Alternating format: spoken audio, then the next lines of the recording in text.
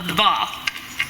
I'd wanted a Foursquare ball, you know, one of those thick red rubber balls that kids use to play street games like kick the can, and, as the name implies, Foursquare. I already had the smooth kind. The wrong kind. My mother was the queen of getting me the wrong kind.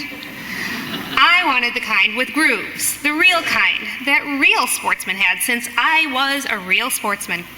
I was the only girl on a street full of boys, and I played ball, all kinds. I could do a layup and run the 50 with the best of them. I knew RBIs and ERAs and the rules of every game. Overhand, underhand, sidearm, one hand, hitting on a fly, bus stops, double hits, and punchies. These were the rules of Foursquare. And if you had your own ball, the good kind with the grooves, you got to call the rules. So, when, on the occasion of my 9th birthday party, from the wingback chair in our living room, I scanned the floor in front of me, a floor covered with about 25 kids and as many gifts, none of them round, none of them inflated, none of them wrapped in the bat and ball paper of the local sports store. I swore. I could swear, too, like the best of them. Oh, crap, I murmured. My mother heard me. She'd been standing at the entryway, policing the guests. Back then, policing was a much more passive affair than it is today. No one needed chaperones to assist. The mother was king of the castle. She even wore a title, Mrs. In the 70s, you would no more call a mother by her first name than you would call the Queen of England Liz. As ruler of the roost, her mere presence commanded a certain respect and caused kids to pull it together. The upshot being that my own mother, Mrs. Arenson, had plenty of time to police not only the guests, but the guest of honor too. What did you say? She said. Nothing, I told her. It didn't sound like nothing. She glared at me, as only a pre-millennial mother could, as I tore open the first present. A box from the local clothing store. Inside, a tube top, a white, stretchy cylinder. Instead of a name and a number on the back, it had a gumball machine on the front. I remember that tube top as well as I remember the rules of Foursquare, not because I wore it over and over, but because I received it over and over.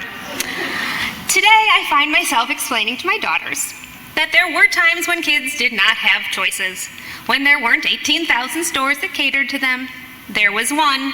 It was called the Style Shop, where we all got our stuff, where all of the moms of all of the kids coming to my party apparently acquired the same goddamn tube top.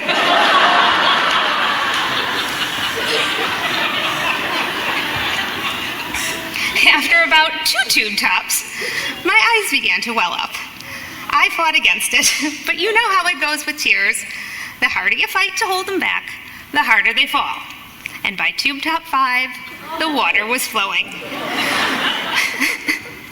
My mother instead was the one oohing and eyeing as she pressed in aggravation into my convulsing shoulders. Forget holding up the gifts for all to see, as I'd been instructed to do before the party, when we were setting up, when moods were up, when the odds of receiving a ball still seemed real, when the chances of being buried alive by tube tops seemed small. By the 7th, I could take no more. I could muster up not one more thank you, which was when my mother pulled me from the game. Yeah, this is a real poor showing of sportsmanship, she told me, as she did what no mother today would have the balls to do. She sent me to my room and proceeded with the party.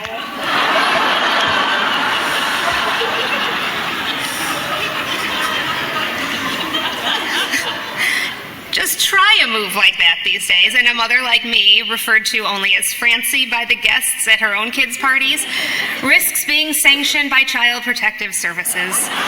Or worse, she risks permanent psychological damage to her child due to the fear of missing out that the child will undoubtedly contract from watching on Instagram or Snapchat the fun she's missing at her very own party.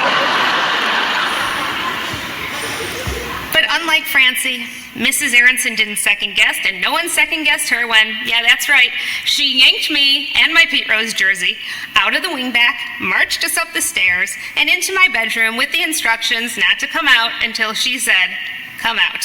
Then she shut the door and invited my guests to open up the rest of the presents. Have cake in the kitchen, play games outside, where, from the window of my room that overlooked our street, I saw my brother unwrap a brand new ball, the good kind with the grooves, and start a game of Foursquare.